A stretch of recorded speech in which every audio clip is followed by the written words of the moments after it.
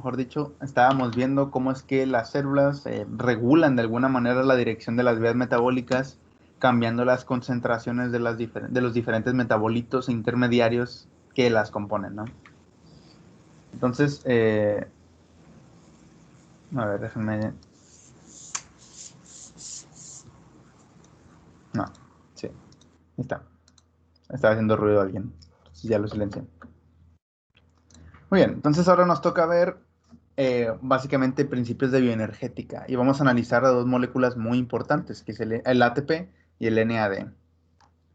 Muy bien, vamos a comenzar con el ATP.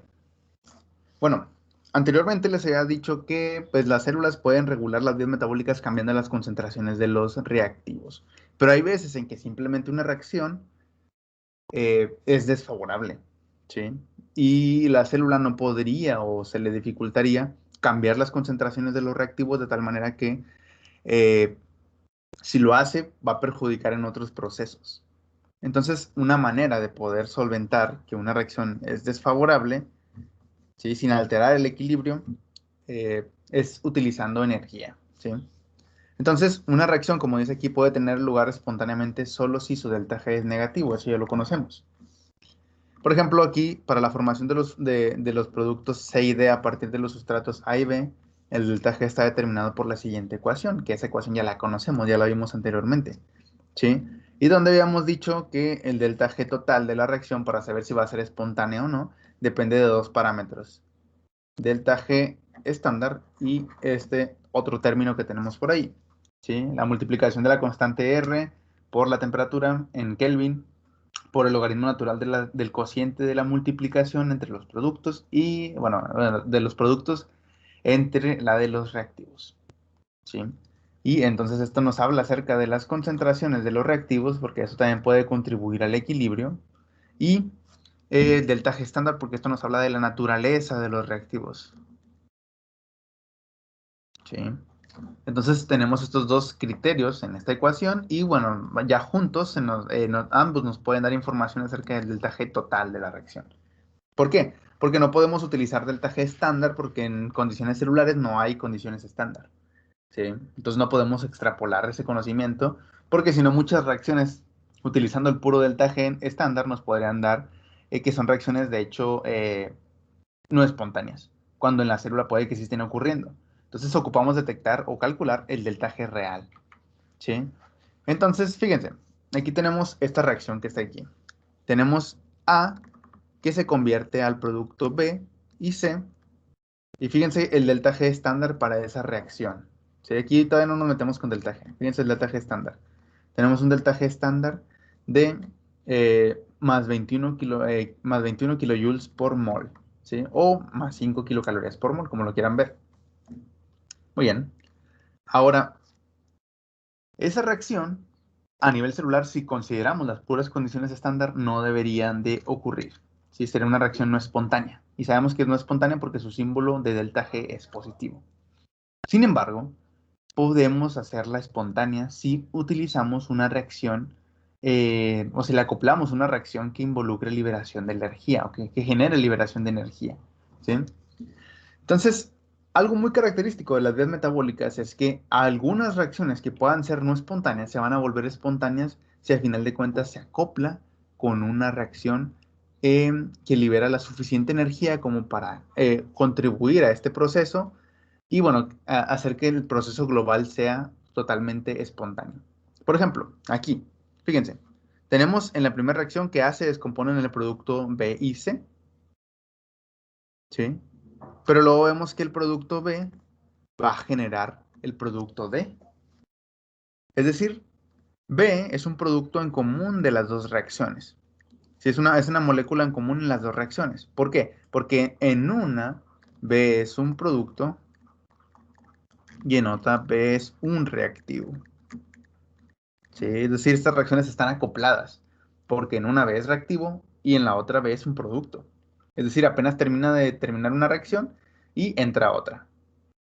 Ok, entonces estas reacciones están acopladas, ¿sí? Como están acopladas, las podemos juntar. ¿Cómo las podríamos juntar? Bueno, acuérdense que cuando juntamos las reacciones, simplemente no ponemos ya el producto que está en común, a ellas y simplemente ponemos los otros productos.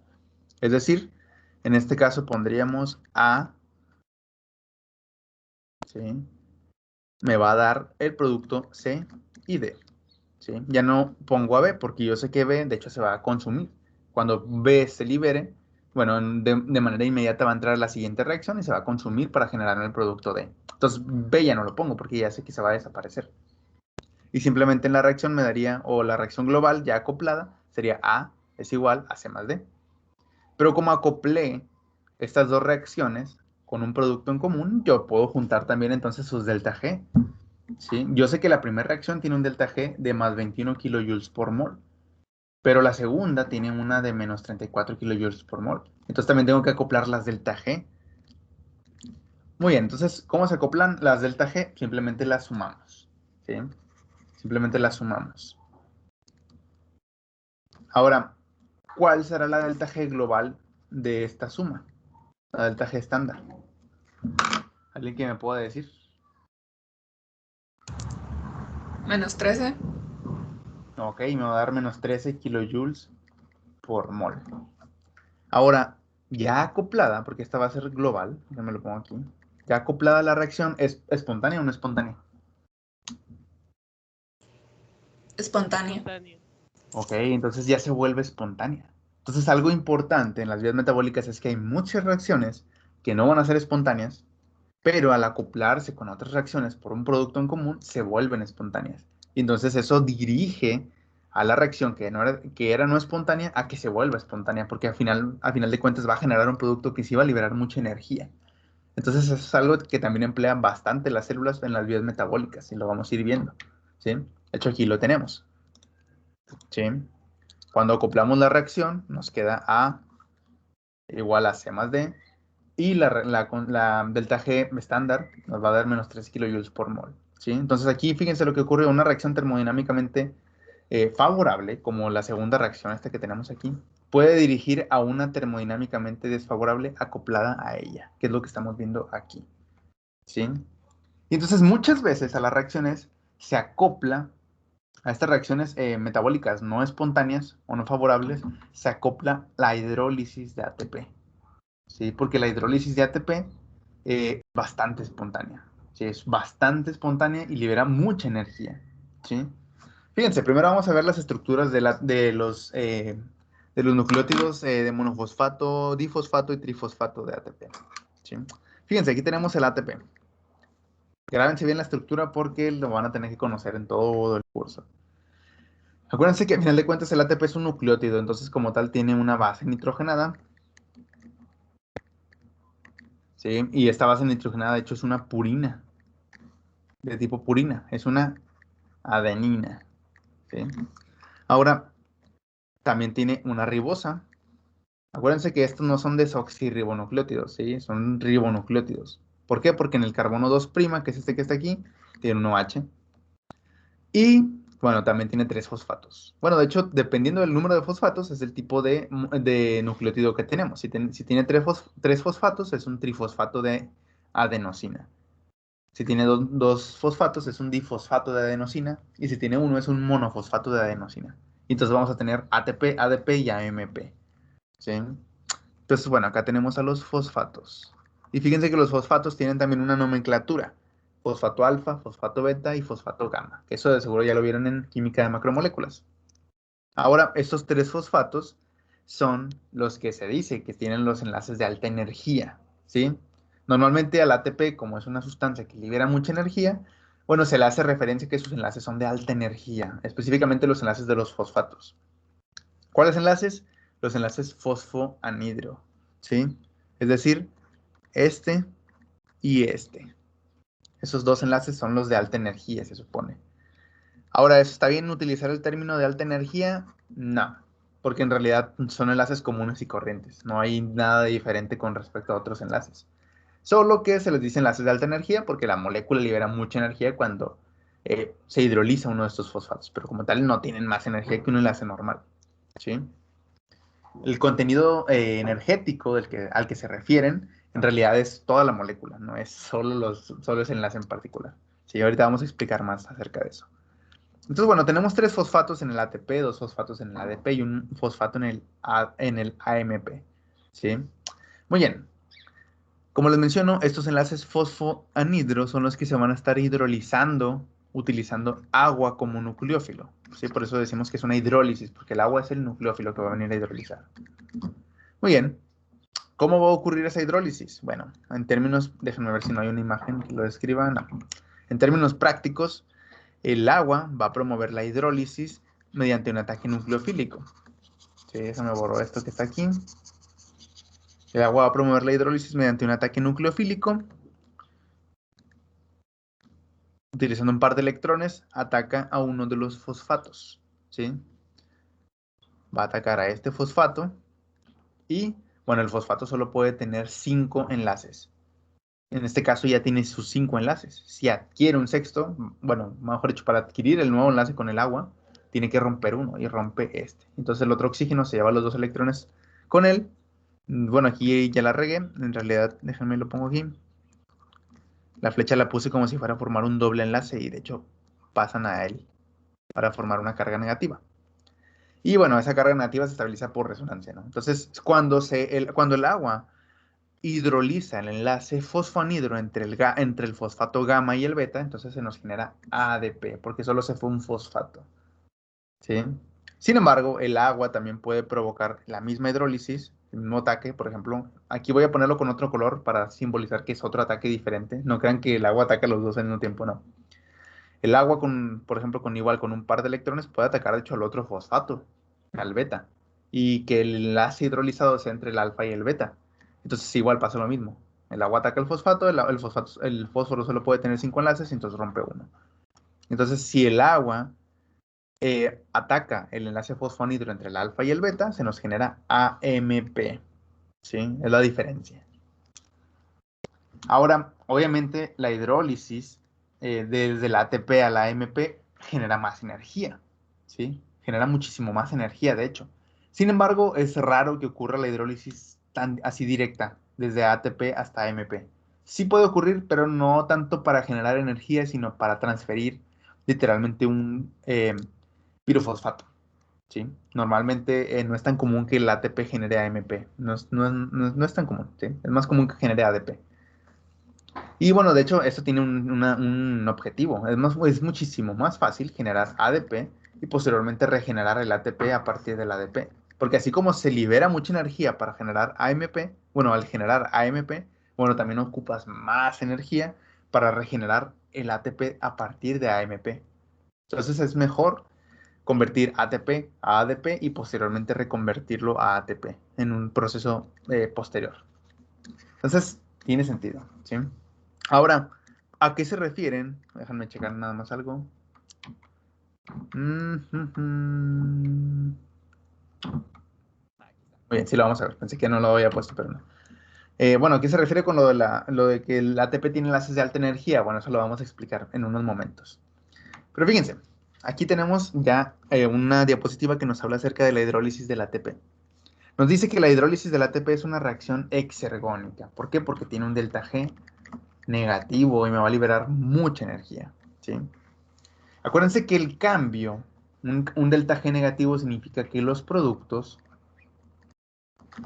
contra los reactivos, si comparamos los productos y los reactivos, bueno, los productos tendrían un nivel de energía y los reactivos otro. Bueno, cuando el delta G es negativo, quiere decir que los productos tienen menos nivel de energía que los reactivos, ¿sí? Es decir, los productos son más estables. Y esa energía que perdieron los reactivos se liberó, ¿sí? Ya sea en forma de calor, trabajo, etcétera, ¿sí? Muy bien, eso es lo que significa que sean delta G, ustedes ya lo conocen. Ahora fíjense, dice, la energía del ATP radica en sus dos enlaces fosfanhidro, ¿sí? O anhídrido fosfórico, como le quieran decir. Que eso ya se los había mencionado. Y bueno, fíjense, nos dice, la forma activa del ATP es un complejo de ATP con magnesio o manganeso, ¿sí? Y aquí estos tienen carga de +2. Es importante que conozcan esto porque siempre que ustedes vean una enzima que sea una ATPasa o que utilice ATP en el sitio activo, siempre va a estar el ATP acomplejado con el magnesio, siendo que el magnesio tiene una cierta función en la estructura del ATP, ¿sí? Que ahorita la vamos a mencionar acá. Pero de manera general el magnesio favorece, de hecho, el ataque nucleofílico del agua en el ATP. Entonces, acelera mejor, acelera o, ¿cómo decirlo? Incrementa el rendimiento de hidrólisis del ATP utilizando el agua. Y fíjense, aquí tenemos los procesos de hidrólisis del ATP. Les había mencionado que cuando el agua ataca al enlace fosfanhidro entre el fosfato gamma y beta, ¿sí? Se nos genera ADP. Y entonces aquí se está hidrolizando ATP para generarnos ADP y un fosfato, porque solo se perdió un fosfato. ¿Sí? Muy bien. ¿Cuál es el deltaje estándar de esta reacción de hidrólisis? Menos 30 kilojoules por mol, es decir, es bastante energía. Ahora, tenemos ATP acá, igual con una hidrólisis, pero fíjense, esta vez está hidrolizando el enlace, el fosfanhidro entre los fosfatos beta y alfa. Entonces se nos va a generar AMP. ¿Y cuál es el deltaje de esto? Bueno, es menos 45 kilojoules por mol. Genera más energía, claro que sí. Ahora, ¿qué producto se nos libera? Pirofosfato. ¿Sí? Se nos genera pirofosfato. Entonces, pues, sí libera más energía, pero como les menciono, regenerar esa cantidad, mejor dicho, regenerar el ATP, ¿sí? Regenerar el ATP a partir de AMP también consume la misma cantidad de energía. Entonces es más difícil para la célula. Entonces, normalmente no van a ver que la reacción es así tan directa hasta AMP. No. Se frena en el ADP normalmente. Ahora, esas cantidades de energía se pueden acoplar a reacciones que sean desfavorables y hacerlas favorables. ¿Sí? Las podemos hacer espontáneas acoplando las reacciones desfavorables a la hidrólisis del ATP. Ahorita vamos a ver algunos ejemplos. Ok, ahora, fíjense, aquí dice, algunas reacciones bioquímicas se hayan acopladas a la hidrólisis de nucleótidos diferentes del ATP. Y eso es porque otros nucleótidos, como el nucleótido de uridina, citidina y guanosina, también pueden participar en reacciones energéticas. Sí, a final de cuentas son nucleótidos y tienen una estructura muy similar al ATP. Lo único que cambia que es la base nitrogenada. Pero de manera general, la parte donde va a estar ocurriendo la liberación de energía, pues es en los fosfatos. ¿Sí? Entonces la estructura de la base nitrogenada como tal no contribuye mucho. Entonces, cualquier otro nucleótido también puede participar en reacciones de liberación de energía, pero la verdad es que son muy poco comunes en este tipo de reacciones. La célula, por alguna razón, seleccionó al ATP como la molécula, como la moneda de intercambio celular. ¿Sí? O sea, ya la eligió y en la gran mayoría de los procesos energéticos está involucrado ATP. En algunos procesos energéticos van a ver un poquito al GTP, que es también bastante común. Pero normalmente, como les digo, todo se resume al ATP. Es la moneda de elección de la célula. ¿Sí? Y bueno, como a final de cuentas, estos nucleótidos, el UTP, el CTP y el GTP también pueden participar en reacciones energéticas. Estos también pueden generar sus bases pues desfosforiladas. ¿Sí? GTP, por ejemplo, me puede generar GDP y GMP cuando pierde un fosfato o dos fosfatos. CTP, por ejemplo, puede generar CDP o CMP. Y UTP también, UDP y UMP. Ambos, todos estos nucleótidos pueden generar sus versiones desfosforiladas. Ahora, cuando esos nucleótidos participan normalmente en reacciones energéticas, de hecho es el ATP el que finalmente los regresa a su forma de nucleótido trifosfatado. ¿Sí? ¿Cómo lo hace? Bueno, hay enzimas que se encargan de transferir los grupos fosfato del ATP a otros nucleótidos. ¿Sí? ¿Cómo se llaman esas enzimas? Aquí están. Nucleósido monofosfato quinasa. ¿Sí? Ese tipo de enzimas, las nucleósido monofosfato quinasas, ¿qué van a hacer? Bueno, van a tener al ATP, van a tener un sitio de unión a ATP. El ATP va a entrar también el monofosfato de nucleósido, que puede ser UMP, puede ser CMP, puede ser GMP, cualquiera de esos, pero no pueden ser todos, tiene que ser uno a la vez. Y bueno, dependiendo de la enzima que sea, porque esta es la pura clasificación de las enzimas, las nucleósido monofosfato quinasas, pero hay enzimas particulares. ¿Y qué va a ocurrir? Bueno, la enzima va a transferirle un fosfato desde aquí a acá. ¿Sí? Y entonces, como perdió un fosfato el ATP porque lo transfiere, bueno, tenemos un ADP resultante. Y como el otro, el monofosfato, ya ganó un fosfato, bueno, GMP, por ejemplo, se va a convertir en GDP, ya tiene dos fosfatos. CMP se convertiría en CDP y UMP se convertiría en UDP. Y listo, eso es lo que hace la enzima nucleósido monofosfato quinasa. Ahora también tenemos otra enzima que regenera ya por completo al nucleótido trifosfato, ¿sí? Por ejemplo, la nucleósido difosfato quinasa. Fíjense que el nombre les dice qué va a ser o cuál es el sustrato. Monofosfato, difosfato, ¿sí? Entonces aquí el nucleótido que vamos a tener o el sustrato que vamos a tener es un nucleósido difosfato. ¿Cuál? GDP, UDP o CDP. ¿Qué va a hacer esta enzima? Bueno, esta enzima igual va a tomar al ATP. ¿Y qué va a hacer? Bueno, le va a dar un fosfato a este nucleósido difosfato. ¿Y entonces qué va a pasar? Bueno, GDP se va a convertir ya por último en GTP, UDP se va a convertir en UTP y CTP se va a convertir en CTP. Y ustedes dirán, bueno, ¿y luego entonces cómo se regenera el ATP? Porque el ATP no tiene una enzima nucleósido monofosfato. Bueno, el ATP se regenera por otras maneras, que eso lo vamos a ver en cuando estemos viendo el metabolismo de los carbohidratos. Si el ATP se regenera de una manera todavía más efectiva. ¿Sí? Muy bien, entonces aquí, ¿qué es lo que tenemos que entender? Bueno, que otros nucleótidos también pueden actuar liberando energía en reacciones de hidrólisis y se pueden regenerar a final de cuentas por una serie de enzimas, la nucleósido monofosfato quinasa y la nucleósido difosfato quinasa, utilizando a final de cuentas al ATP.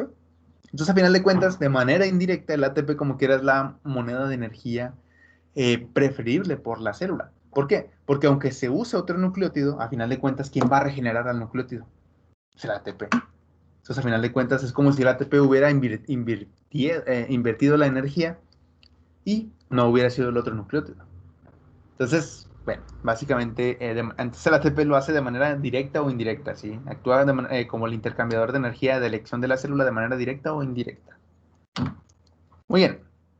Ahora, ¿cómo hace el ATP entonces para poder eh, hacer que una reacción que es desfavorable se vuelva favorable? Bueno, tenemos que analizar un poquito estos cálculos que están por aquí, que tampoco son tan complicados, pero bueno, vamos a ver. Fíjense, aquí tenemos una reacción de ejemplo sin ATP. Y acá tenemos la reacción de ejemplo con ATP.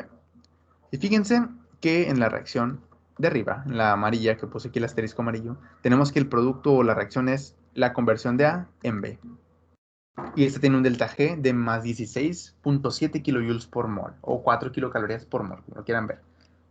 Ok, muy bien. Es una reacción entonces no favorable, o lo podemos decir en otras palabras, no espontánea. ¿Sí? Muy bien. No es espontánea entonces. Ahora, acuérdense que nosotros habíamos tenido una ecuación para relacionar la constante de equilibrio con el delta G. Nosotros teníamos esto que está aquí. ¿Sí? Delta G es igual a delta G estándar más RT por logaritmo natural de estas concentraciones, que yo les había dicho, estas concentraciones literalmente es la misma representación de la constante de equilibrio. La pueden sustituir. Entonces, utilizando esa ecuación, podemos, a final de cuentas, despejar. ¿Se acuerdan que también podíamos despejar la constante de equilibrio? No sé si recuerden eso, pero despejando la constante de equilibrio y estas ecuaciones y los demás términos, obteníamos esta que está aquí, ¿sí? Constante de equilibrio va a ser igual a E elevado a menos G, bueno, menos delta G estándar entre 2.47, ¿sí? Y fíjense que aquí desaparece el término delta G porque estamos hablando de que la reacción está en equilibrio, ¿sí? Acuérdense que cuando la reacción está en equilibrio, delta G es 0. Entonces, al utilizar una reacción en equilibrio, el delta G, el que no es estándar, se elimina y entonces nos queda nada más delta G estándar y podemos simplificar la ecuación de mejor manera, ¿sí? Entonces, fíjense, aquí tenemos la constante de equilibrio. Nos dice, bueno, la podemos representar de dos formas. La constante de equilibrio es igual a la concentración de B, que es el producto, entre la concentración de A, que es el reactivo, en el equilibrio. O también podemos definirla como la constante de equilibrio es igual a E elevado a delta G estándar negativo, ¿sí? Entre 2.47. Acuérdense que este 2.47 viene de la multiplicación de R por T, ¿sí? Que si lo multiplican siempre utilizando 25 grados o 298 Kelvin por la R, siempre les va a dar 2.47. Entonces, básicamente, este sería un valor constante, siempre que utilicen 25 grados de temperatura. Entonces, ya sacando la constante de equilibrio y incluyendo esta delta G en la ecuación, podemos ver que la constante de equilibrio para esta reacción, sin el ATP, es de 1.15 por 10 a la menos 3. O sea, es una reacción bastante, que en el equilibrio, mejor dicho, predominan los reactivos, ¿sí? Si lo representamos de otra manera, sería 0.00115, ¿sí? Y acuérdense que normalmente en el equilibrio, en el equilibrio, un valor por encima de 1 significa que en el equilibrio predominan los productos. Un valor por debajo de 1 significa que predominan los reactivos. Y cuando es 1, literalmente tienen las mismas, bueno, no predomina nadie, predominan los dos, vamos a decirlo así. Ambas concentraciones son relativamente iguales, ¿sí? Porque el valor es 1. Entonces, fíjense, aquí tenemos un valor muy bajo. Está muy inferior a 1. Aquí la constante de equilibrio es muy baja de 1. Eso quiere decir que predominan entonces los reactivos. Entonces, eso me está indicando que la reacción sin ATP es desfavorable, no va a ocurrir, va a preferir quedarse como reactivos en el equilibrio. Ok. Muy bien, ahora vamos a analizar la reacción con ATP. A ver qué pasa. Bueno, aquí fíjense que se está utilizando ATP. Sí, aquí ya se incluyó, bueno, A se va a convertir en B. Y fíjense que esta reacción se acopló con la hidrólisis del ATP. ¿Por qué con la hidrólisis del ATP? Porque al mismo tiempo que A se convierte en B, el ATP se está hidrolizando, ¿sí? Aquí tenemos los dos reactivos, en ADP y un fosfato. Ok, se junta, básicamente la enzima junta las dos reacciones, ¿sí?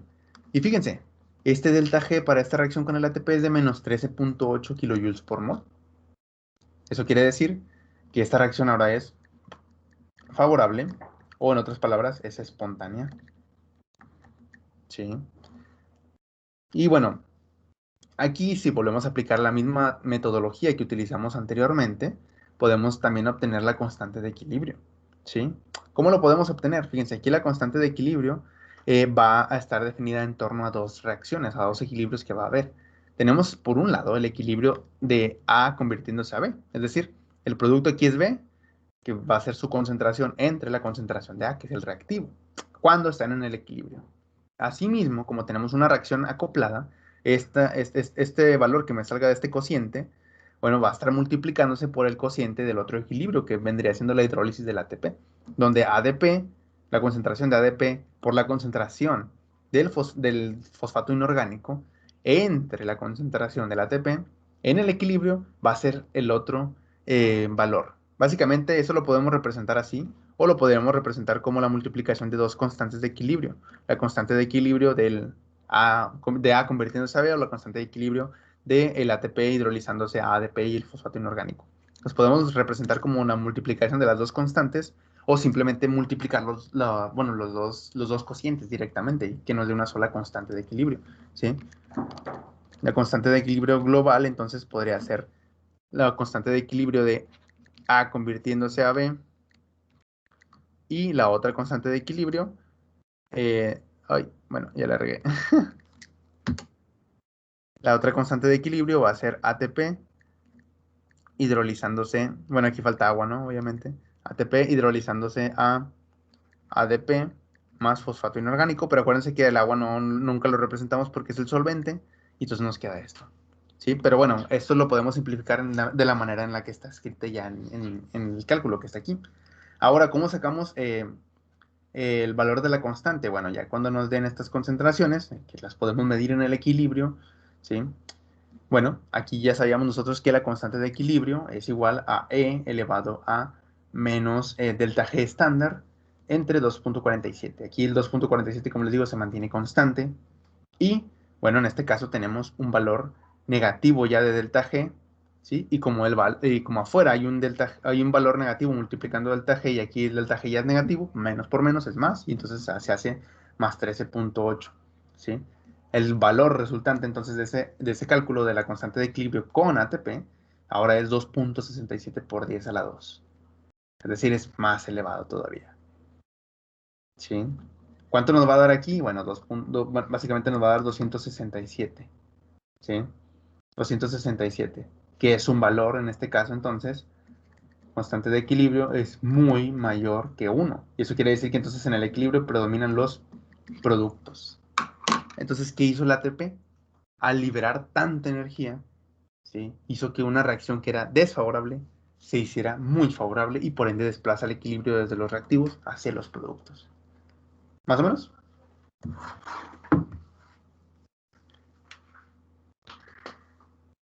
Sí. Muy bien. Entonces, bueno, eso es lo que tendríamos ahí. Ahora, aquí, fíjense, tenemos 267. La verdad es que no es la gran cosa 267. Pero ahora quiero que ustedes hagan el cálculo. A ver, déjenme checar algo.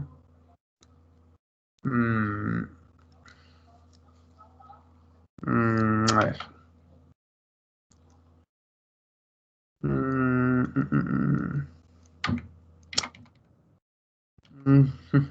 No sé si ponérselos. Bueno, no, está bien. Fíjense, este cálculo que está aquí se hizo considerando que, bueno, obviamente el ATP, el delta G, bueno, sí, vamos a ponérselo, se lo voy a poner, está bien.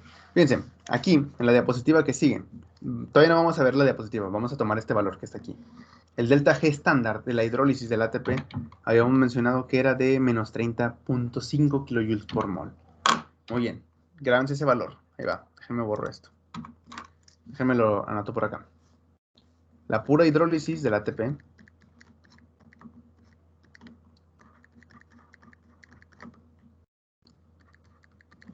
tiene un delta G de menos 30.5 kilojoules por mol. Ese es el estándar prima. Muy bien. Ahora, aquí fíjense, obviamente, la reacción original sin ATP tiene este valor. La reacción con ATP tiene el valor de las dos reacciones acopladas. ¿Sí? Aquí se acoplaron las dos reacciones. Entonces, por eso, cuando ustedes hacen la diferencia, si ustedes tienen, por ejemplo, más 16.7 kilojoules por mol menos 30.5 kilojoules por mol, ¿cuánto les da de delta G global?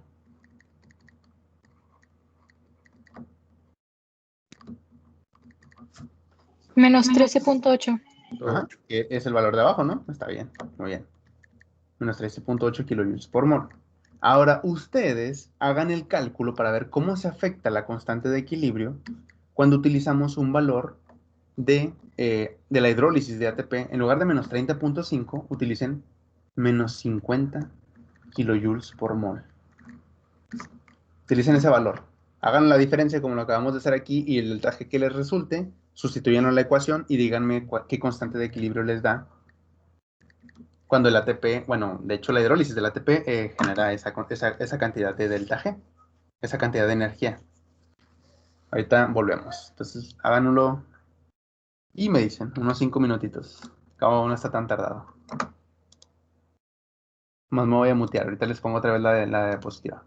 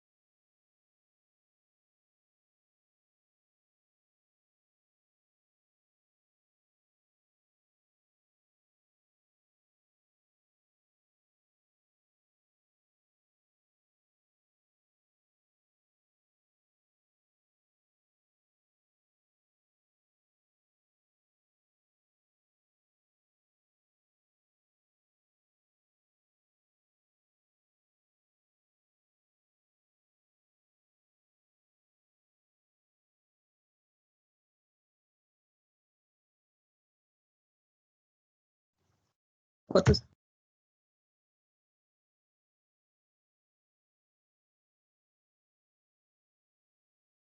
¿Qué pasó?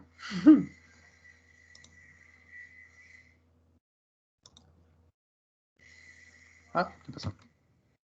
Puso todo feo esta cosa. A ver.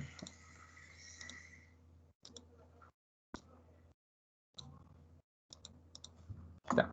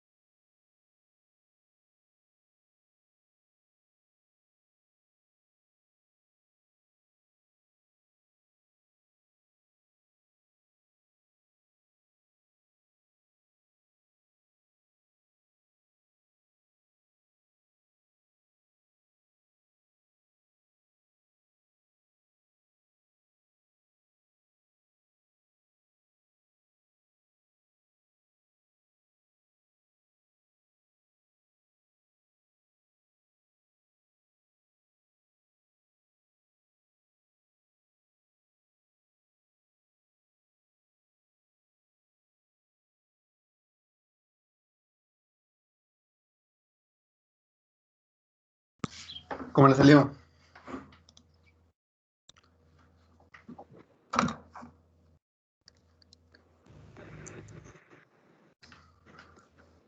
A mí me salió a 716.247.72.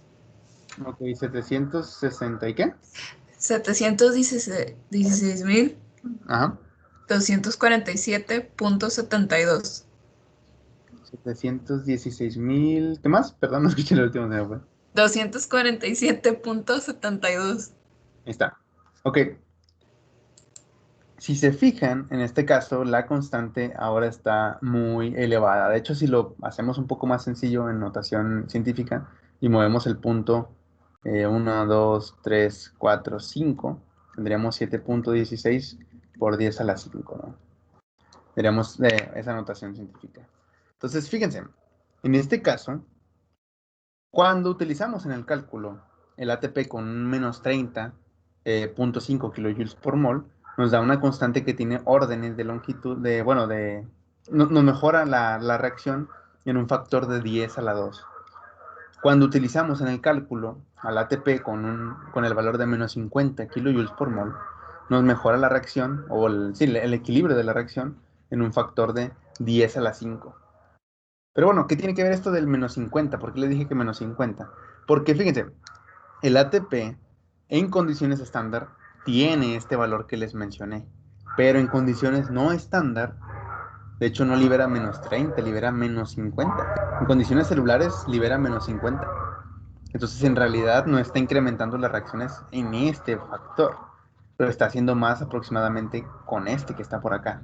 Entonces el ATP por eso el ATP se utiliza para impulsar reacciones que van a ser desfavorables y de hecho las hace muy favorables, las hacen bastante favorables, casi irreversibles. ¿Sí? ¿Por qué casi irreversibles? Porque fíjense la constante de equilibrio hacia qué favorece, hacia los productos. Sí, básicamente la utilización de ATP en una reacción hace que ese punto de la reacción o de la vía metabólica sea irreversible. Sí. Entonces, bueno, nada más para que lo tengan presente. Muy bien. Ahora, vamos a pasar a esto que está aquí. ¿Qué pasó? Bueno. X, bueno. Aquí tenemos igual la hidrólisis del ATP, se nos muestra arriba, con el valor de delta G estándar, ¿no? Menos 30.5 kilojoules. Ahora fíjense, en este caso, se nos muestra que tenemos al glicerol 3-fosfato, ¿sí? Fíjense, el glicerol 3-fosfato tiene un fosfato, ¿sí? Tiene un fosfato al igual que el ATP. Y también se está hidrolizando, ¿sí? Al igual que el ATP, también se está hidrolizando. Pero fíjense el delta G estándar, que es de menos 9.2 kilojoules por mol. Entonces, fíjense, ¿qué tienen en común? Agua. Agua, es una reacción de hidrólisis. ¿Qué otra cosa tienen en común? Bueno, tiene fosfato y este también tiene un fosfato. Es decir, está ocurriendo la misma reacción, la hidrólisis de un enlace, en este caso fosfato. Bueno, del fósforo con el carbono, ¿no? Entonces, ¿por qué hay tanta diferencia en la liberación de energía? ¿Por qué el ATP libera bastante más energía con respecto al glicerol 3-fosfato, que también tiene un fosfato? Sí, porque podríamos decir, bueno, si los enlaces con fosfato son de alta energía, pues porque este no libera mucha energía. Bueno, porque no es que los enlaces con el fosfato tengan mucha energía, sino que los fosfatos en la molécula del ATP son bastante inestables entre ellos, ¿sí? Es decir, desestabilizan un poco a la molécula de tal manera que la molécula quiere reaccionar ya con cualquier cosa para para liberarse de la desestabilización que le inducen los fosfatos. ¿Y a qué me refiero con eso de desestabilización? Bueno, para empezar, vamos a analizar la estructura primero así. Fíjense, el ATP, vamos a enfocarnos nada más en la parte de los fosfatos. Tiene los 3 fosfatos así contiguos, todos seguiditos. Muy bien. Bueno, para empezar podemos notar, aquí obviamente se ve la resonancia, ¿sí? Se ve que la deslocalización de los electrones está en, en estos dos oxígenos que están aquí. Aquí voy a hacer algo para que nos podamos concentrar un poco más fácil en esto que se nos muestra. Voy a quitar aquí esta deslocalización de los electrones y voy a forzar a que aquí se represente esto con un doble enlace. Y esto va a ser un enlace sencillo, ¿sí? Y obviamente aquí va a haber una carga. Aquí igual un enlace sencillo, aquí una carga y aquí el doble enlace. Aquí un enlace sencillo, ¿sí? Aquí un enlace sencillo, carga y aquí el doble enlace. Acuérdense que el fosfato solo puede tener 5 enlaces. Entonces por eso lo representé así. Pero en realidad sí hay resonancia, ténganlo en cuenta. ¿Sí? Solo que para fines más prácticos lo voy a representar así. Fíjense, el fosfato del extremo, el fosfato gamma, tiene una carga 2 negativo. El fosfato del medio tiene una carga de -1 y el otro -1. ¿Qué tiene que ver esto? Bueno, el ATP es una estructura que tiene mucha repulsión electrónica. ¿Por qué? Porque tiene de manera adyacente entre los grupos fosfato cargas que están chocando entre ellas. ¿Sí? Fíjense. Entonces hay bastante repulsión electrónica. ¿Sí? Lo negativo con lo negativo, pues ya saben que no se lleva bien. Entonces hay repulsión electrónica y entonces los fosfatos se quieren separar ya, porque esa repulsión es desfavorable. ¿Sí? Entonces, como se quieren separar ya, cuando se separen va a liberar mucha energía esa molécula. ¿Por qué? Porque está estabilizándose de mejor manera. ¿Sí? Toda la energía que estaba ahí, toda la energía que tenía con respecto a la molécula original, debido a esta repulsión electrónica, se libera, ¿sí? Cuando se estabiliza al separarse ya del el fosfato del ATP y generar ADP. Entonces, la primera causa de por qué el ATP es tan energético es porque hay una repulsión electrónica muy elevada entre las cargas negativas que tienen los fosfatos. Esa es la primera. ¿Sí? La segunda, bueno, para empezar, también tenemos que analizar también a los productos. Fíjense, a final de cuentas tenemos que considerar algo. Como estamos analizando el delta G, ya sea estándar o normal, acuérdense que el delta G es la diferencia de energía libre de los productos menos la energía libre de los reactivos, ¿sí? Entonces, básicamente, nos está diciendo esta ecuación que los cambios en estabilidad o en que una reacción sea favorable o no, simplemente depende de qué tan estables sean los productos con respecto a los reactivos. Entonces, podemos obtener una idea bastante amplia acerca de por qué es tan estable la hidrólisis del ATP viendo los reactivos y viendo los productos, comparando la estabilidad de estos, a ver qué características estructurales o electrónicas tienen los productos contra los reactivos para ver por qué es más estable el ADP y el fosfato y por qué Y bueno, explicar de esa manera porque el ATP tiene una tendencia a hidrolizarse bastante fácil y liberar mucha energía en el proceso. Entonces, fíjense, aquí analizamos una característica que nos dice por qué el ATP ya se quiere separar, ¿sí? Porque ya se quiere convertir en ADP y fosfato. La primera es que al perder un fosfato y generarnos el ADP, bueno, ya no se ve muy bien, acá, y generarnos el ADP, ya tenemos un fosfato menos que nos va a contribuir con una carga negativa menos, y entonces la repulsión electrónica ya no es tanta, aunque sigue habiendo, por eso es que todavía puede haber una tendencia de que el ADP se puede hidrolizar a fosfato. ¿Sí? Aquí ya no hay repulsión electrónica, por ejemplo, el monofosfato ya no es tan inestable. Entonces se evita ese problema. Entonces, bueno, vamos a volver acá. Una segunda característica que hace que el ATP sea bastante energético es que uno de los productos, el fosfato inorgánico que se libera, es bastante mejor, se estabiliza de mejor manera solo que cuando está pegado con el ATP. ¿Sí? ¿Por qué? ¿A qué me refiero con eso? Fíjense, vamos a enfocarnos en el fosfato que se libera, el fosfato inorgánico que se libera, que tiene esta estructura. Fíjense que tiene dos cargas negativas. ¿Sí? Y esas cargas negativas se pueden estabilizar por resonancia bastante bien. Porque miren, este puede meter la carga aquí para formar un doble enlace. Este la recoge y entonces nos genera el que está acá. ¿Sí? Y luego, fíjense, también podemos tener, bueno, ya que tengamos este, podemos ver que este puede recoger el par de electrones para acá y este meter aquí y formar un doble enlace. Y tenemos este entonces. Y bueno, ya que tengamos esta estructura acá, la tercera, también podemos ver, por ejemplo, que este puede recoger el doble enlace y entonces este oxígeno que está aquí puede meter un par de electrones aquí y bueno, tenemos esta estructura que está acá. Y ustedes dirán, bueno, el oxígeno ahí está cargado positivamente. Pues sí, está cargado positivamente, pero a final de cuentas no es tan inestable esa estructura, porque el oxígeno está cumpliendo la regla del octeto. Y eso es lo más estable que puede tener un átomo, cumplir la regla del octeto. Y la está cumpliendo. ¿Sí? Entonces no es tan inestable. Muy bien. Además, tenemos que considerar que, bueno, básicamente, no, pues sí, no es tan inestable. Se me hace que no hay nada más que mencionar. Ahora, muy bien. Vamos a analizar ahora esa misma estabilización por resonancia, pero del fosfato gamma, que está en el extremo, ¿sí? Del ATP. Fíjense, aquí tenemos unos fosfatos. Aquí vamos a suponer que está el alfa, pero no lo representamos. Aquí está el beta y aquí está el gamma. Fíjense, aquí tenemos también la misma estabilización por resonancia. Puede ser, bueno, aquí lo voy a dibujar de otra manera para representar todas las estructuras. Entonces, esperen un momento. Yo les había dicho, tenemos esto.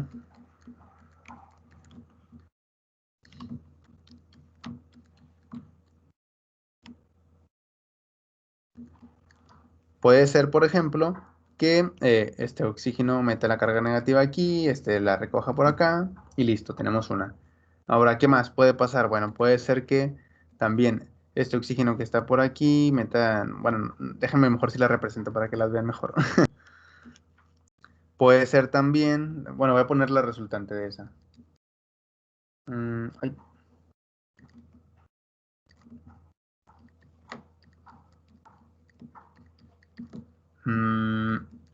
Aquí tendríamos esta negativa por acá. Ignora la que está en medio, vamos a suponer que de aquí pasó para acá. ¿Sí? Está muy larga la flecha, pero bueno. Entonces tendríamos esta, y esta estaría un doble enlace aquí, y esta estaría así. Ok, ahora vamos a continuar con la estabilización por resonancia. Bueno, este puede meter la carga negativa aquí, y este recogerla por acá. Y entonces ahora vamos a tener otra estructura estabilizada por resonancia. Se la voy a poner acá arriba, entonces síganme ahí en las imágenes. A ver si no se confunden. Y luego tendríamos entonces, como resultado de esa estructura estabilizada por resonancia, esta que está aquí, y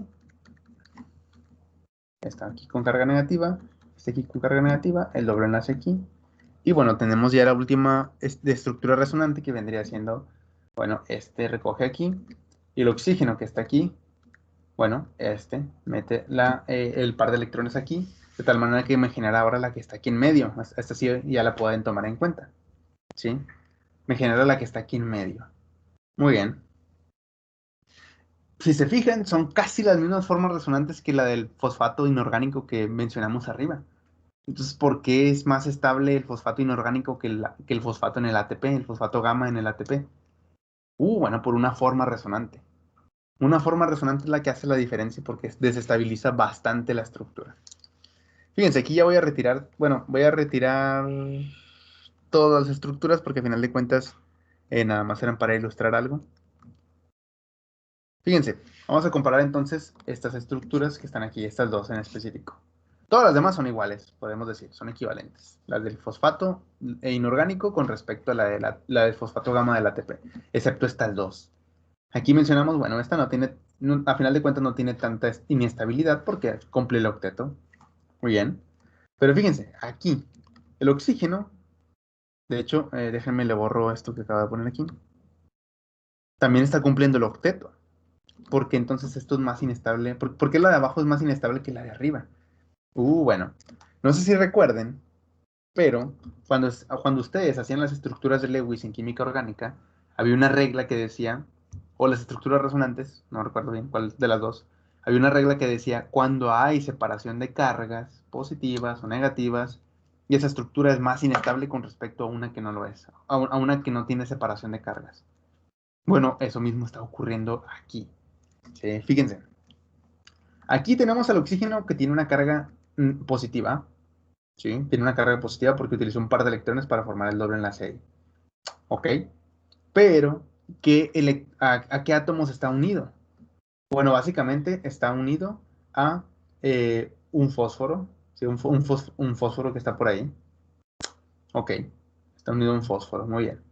Y luego, el otro átomo está unido, bueno, mejor dicho, el otro átomo al que está unido el oxígeno es un hidrógeno. Muy bien.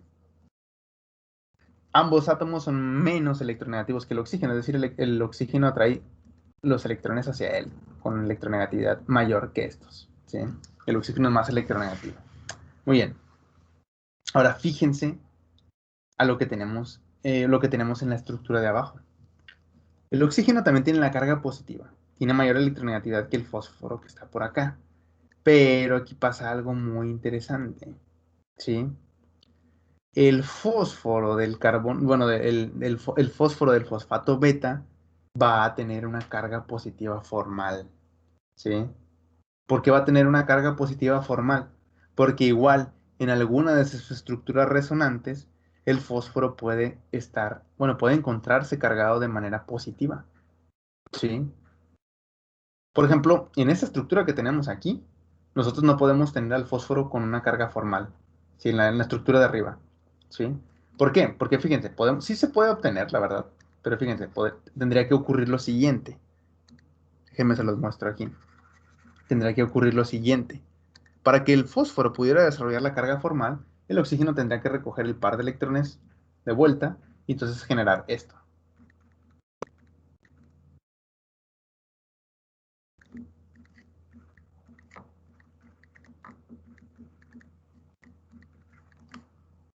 Sí se puede. Pero fíjense, cuando el fósforo tiene la carga positiva, el oxígeno está neutro. No hay ningún problema.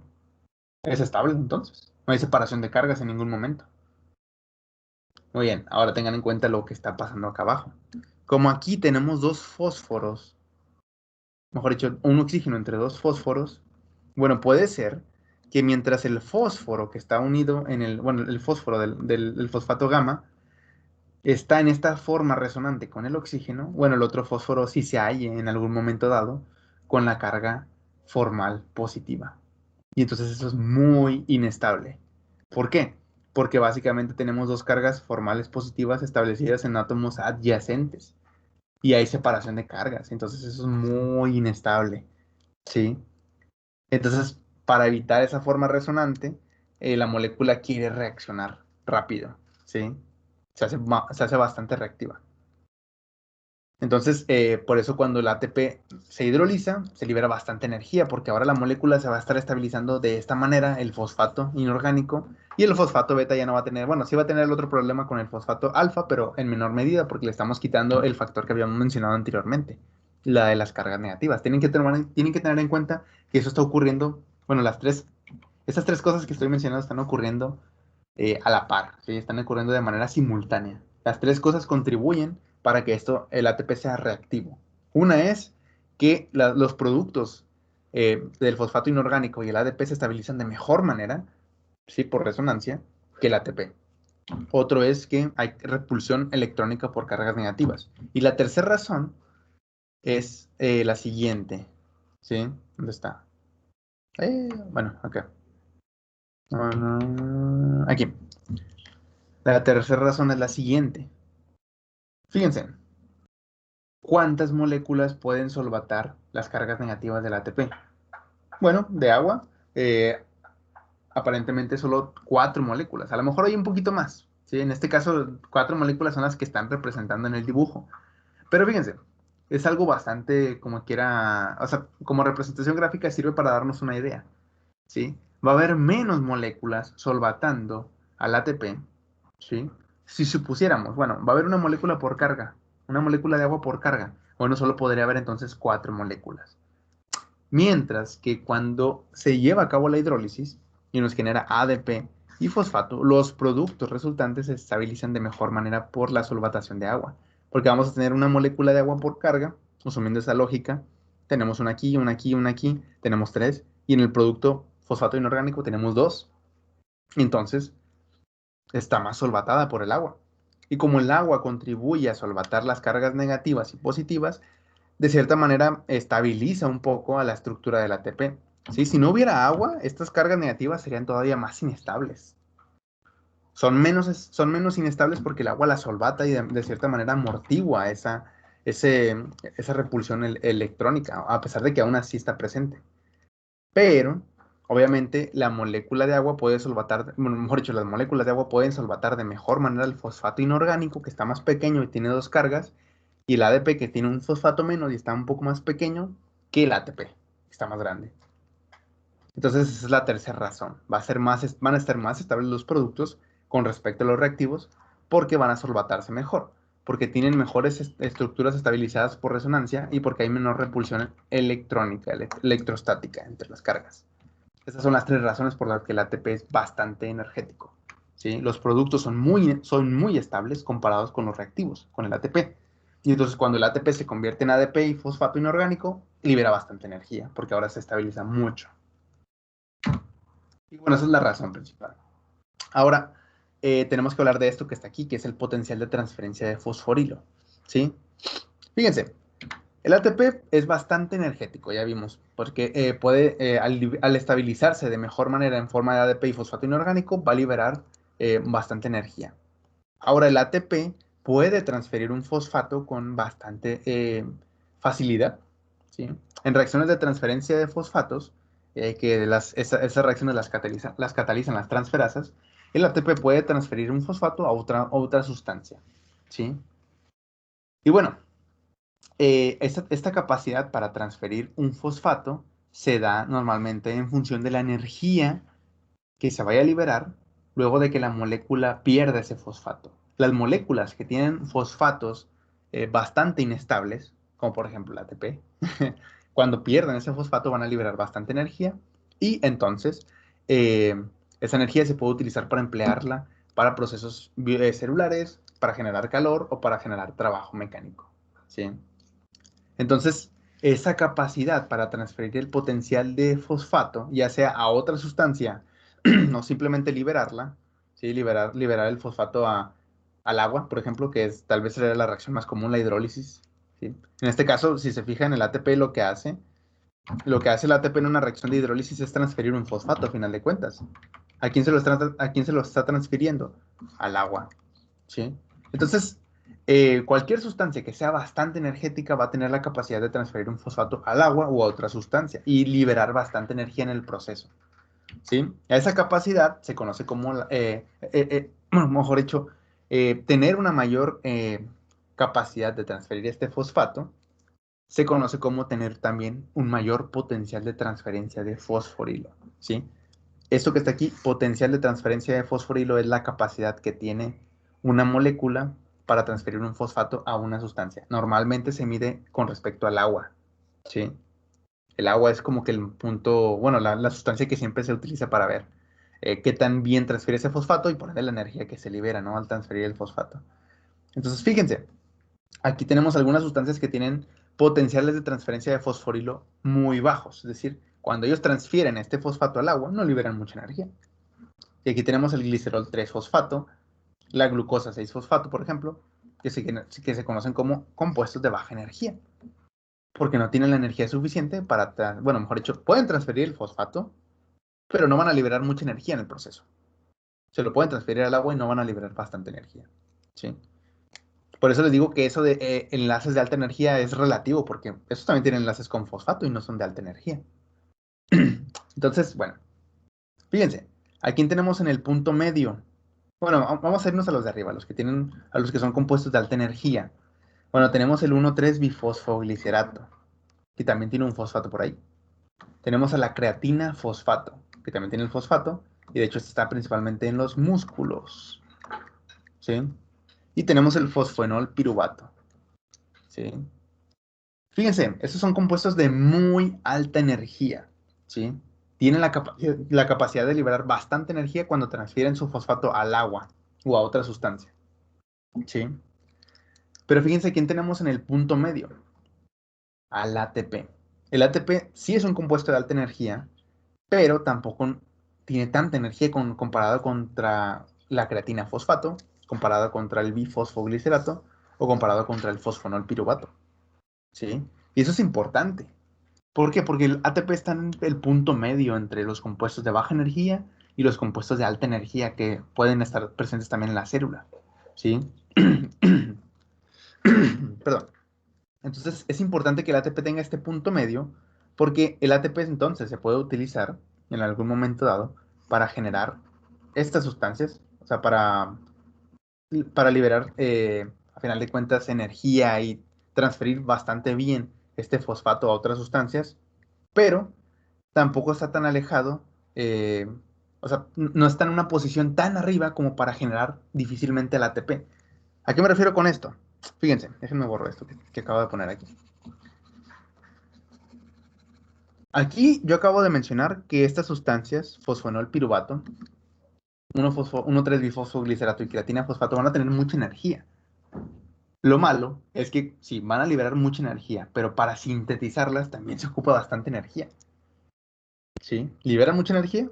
Ok, pero para sintetizarlas ocupas más energía también. O sea, ocupas la misma energía en teoría. La misma que liberan es la misma que ocupas para sintetizarla. Entonces, eso no es tan conveniente para la célula. ¿Sí? Porque la célula no necesita tanta energía para los procesos, ¿sí? Entonces prefiere una molécula que sea de menor energía que estas, pero que sí tenga aún así más energía que el promedio de moléculas que tienen en la célula, que hay en la célula. Por eso la ATP tiene la posición media con respecto a todas estas, ¿sí? ¿Por qué? Porque si en algún momento dado necesita mucha energía para un proceso y una sola molécula de ATP no es suficiente, pues utiliza dos y se acabó. O utiliza tres y se acabó. Pero eso es más barato a utilizar como moneda de intercambio energético de elección al fosfonol piruvato, al 1,3-difosfoglicerato o la creatina fosfato, ¿sí?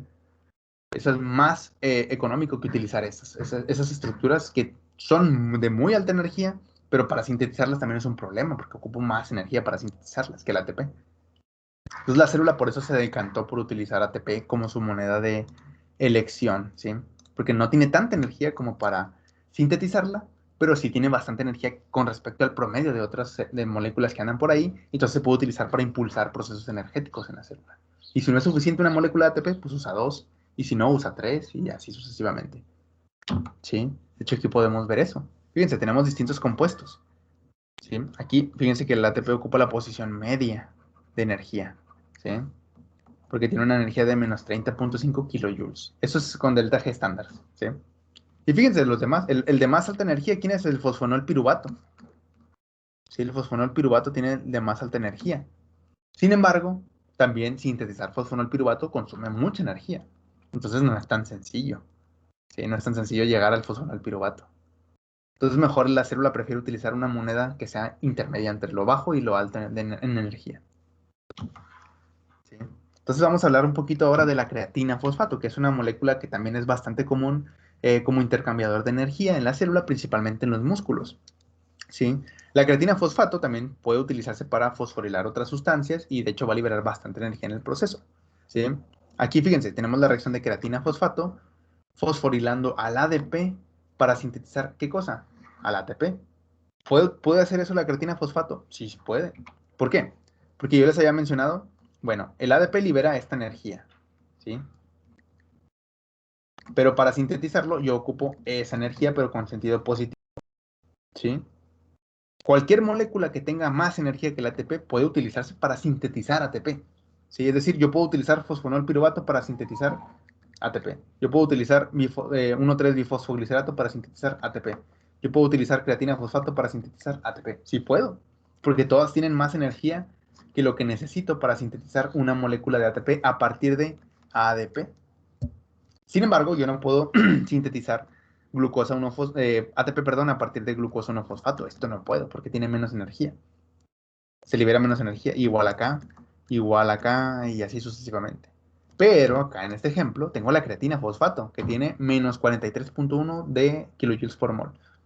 Tiene de sobra para sintetizar el ATP a partir de ADP. Entonces, transfiriéndole el fosfato al ADP por la enzima creatina quinasa, bueno, se convierte en ATP.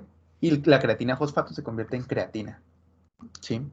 Y bueno, si ustedes se fijan, fíjense la constante de equilibrio de ese proceso, de esa reacción. Es de 162, es decir, es un proceso bastante espontáneo. Es bastante favorable que se dé, mejor dicho. ¿Sí? ¿Por qué? Porque ocurre con una liberación de energía. Hay un delta G negativo y el equilibrio favorece, de hecho, entonces a los productos. ¿Sí? Y aquí está la estructura de la creatina fosfato. Ahora, ¿por qué estas sustancias tienen más energía que el ATP? Bueno, porque también tienen las mismas, de hecho, tienen propiedades similares al ATP. Por ejemplo, tienen repulsión electrónica o tienen impedimento estérico en algunos casos. También puede ser que la estabilización por resonancia no sea la mejor y los productos se estabilicen mejor por resonancia. Entonces tienen las mismas, o sea, hay que tomar en cuenta las mismas características que vimos para el ATP con estas. Sí. Pero bueno, no nos vamos a detener a analizarlas todas, una por una. Muy bien. Fíjense, aquí lo que ustedes están viendo es una gráfica de las diferentes sustancias que utiliza una célula muscular cuando empieza a llevar a cabo trabajo intenso. ¿Sí? Por ejemplo, cuando un corredor corre 100 metros planos, cuando un nadador utiliza, bueno, nadador, bueno, sí, nadador, bueno, está recorriendo toda la alberca olímpica, pero no sé, en las Olimpiadas, ¿sí? En un proceso que implique llevar a cabo trabajo mecánico, pero en corto tiempo, pero muy intenso. Bueno, la creatina fosfato es principalmente la impulsora de ese proceso. ¿Sí? Fíjense, aquí tenemos esta gráfica es para una célula muscular. Ay, muscular. ¿Sí? Fíjense, estos son los diferentes compuestos o diferentes procesos metabólicos que están en la célula muscular y en diferentes periodos de tiempo, segundos, minutos y horas, y la energía que provee cada uno de ellos.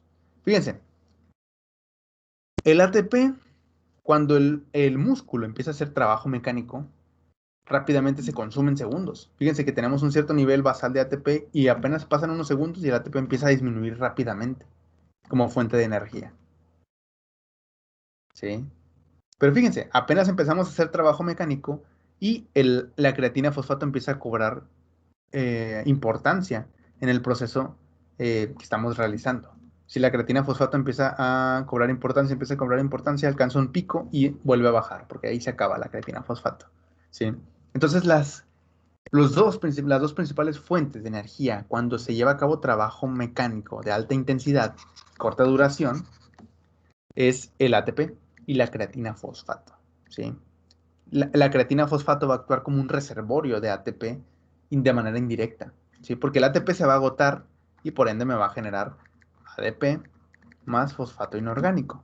Pero ya habíamos visto una reacción de la creatina fosfato para transferir un fosfato al ADP y generar de nuevo ATP. Entonces, ¿qué creen? Bueno, la creatina fosfato, cuando el ADP se empieza a generar en gran cantidad porque el ATP se está consumiendo rápido, bueno, la creatina fosfato le va a promover, va a transferirle al ADP un fosfato para volver a regenerar ATP y que se pueda volver a utilizar, ¿sí? Entonces, la creatina fosfato cobra principal interés en los procesos de alta intensidad y de corta duración. De hecho, podemos ver que la caída del ATP no es más brusca. De hecho, si se ven, se ve como una rampita. ¿Por qué? Porque se ve como una rampita y no como un pico así que cae de manera súbita. Se ve como una rampita porque el ATP no cae de manera súbita a causa de que está el sistema de la creatina fosfato. La creatina fosfato no permite que el ATP caiga de manera súbita, así como un pico literalmente muy empinado, ¿sí?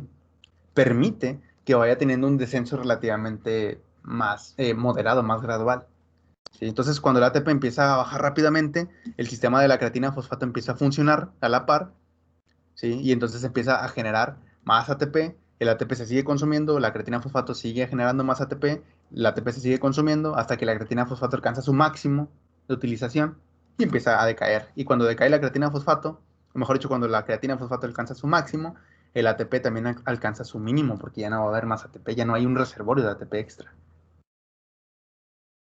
¿Sí? Y bueno, a partir de este periodo de segundos, todo trabajo mecánico que surja más allá de esto, de este periodo de tiempo, que son segundos, bueno, ya va a implicar metabolismo aeróbico y metabolismo anaeróbico, que es algo que vamos a ver más adelante. Pero al principio el músculo utiliza sus reservas de ATP y de creatina fosfato, antes de llegar a utilizar metabolismo aeróbico o metabolismo anaeróbico en gran medida. ¿Sí? Y bueno, por eso muchos deportistas tienden a utilizar eh, suplementos de creatina, ¿sí? ¿Por qué? Porque va a aumentar los niveles celulares de creatina en las células musculares y, bueno, pues esto en teoría va a permitir que haya un mayor reservorio de ATP indirecto, ¿sí? Para poder llevar a cabo trabajos de alta intensidad, pero corto tiempo. Muy bien. Y bueno, ya por último, bueno, que ya no es, esto ya no es el ATP, pero no sé por qué está aquí. Bueno, hay que hablar de esto que ya, bueno, aquí de hecho ya son reacciones redox, pero bueno, ya, aquí ya terminamos con el ATP. Vamos a empezar a hablar un poquito acerca de reacciones de óxido-reducción. Porque ya vimos que sí, el ATP puede impulsar reacciones y todo lo que ustedes quieran, ¿sí? Sí puede impulsarlas, sí, ya vimos que sí es verdad. Pero no nada más las reacciones de hidrólisis de ATP impulsan procesos energéticos dentro de la célula. También las reacciones óxido-reducción pueden impulsar reacciones, ¿sí? Y bueno, quiero empezar esto de las reacciones óxido-reducción hablando de la oxidación del carbono. Fíjense, esto te lo tienen que más o menos aprender. ¿Sí? Esto sí es un poquito de aprendérselo. No me gusta que se aprendan cosas así de memoria, pero bueno, quiero que lo entiendan y quiero que se lo traten de aprender porque esto les va a servir para cosas de la glucólisis, para cosas de lípidos y entonces va a ser un poco más sencillo entenderlo. ¿Sí? La oxidación del carbono en la célula siempre empieza, o bueno, puede empezar en distintos puntos, pero siempre tiene la misma secuencia ordenada de oxidaciones.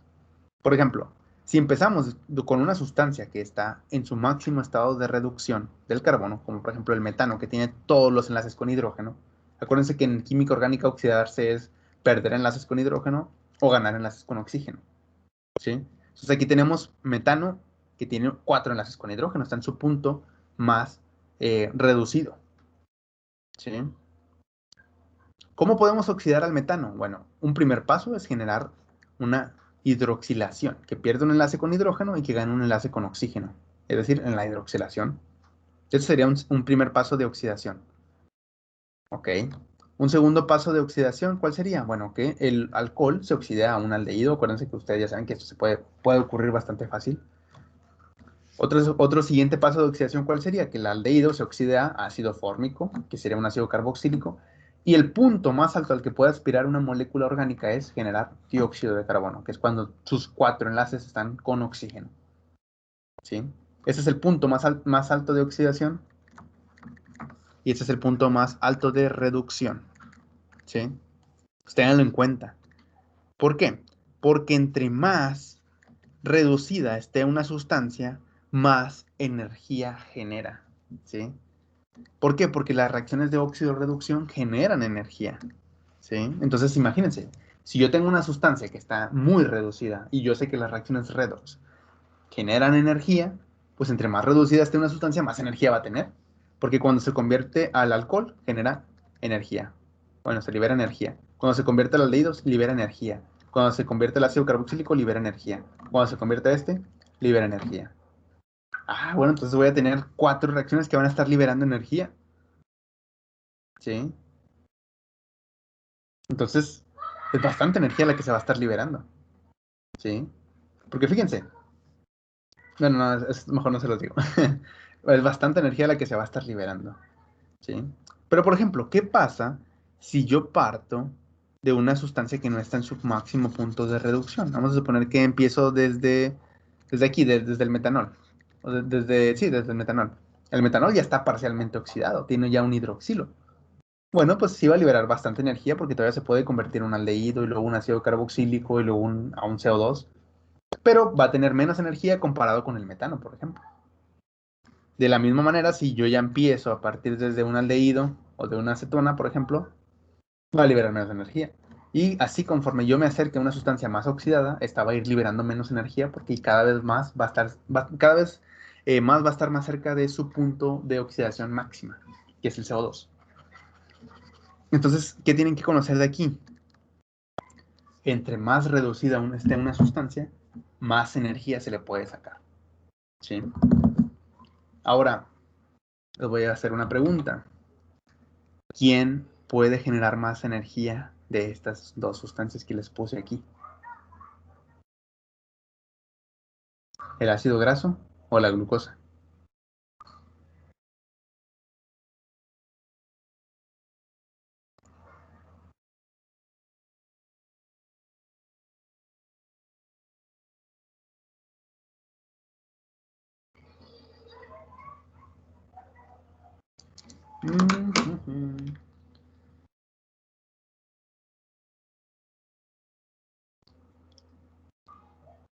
El ácido graso.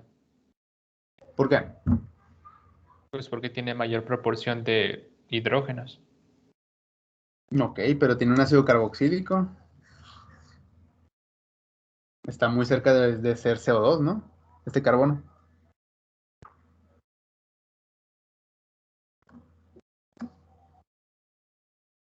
¿Y por qué la glucosa no? Por ejemplo, siendo que la glucosa de hecho es el alimento preferido por las células.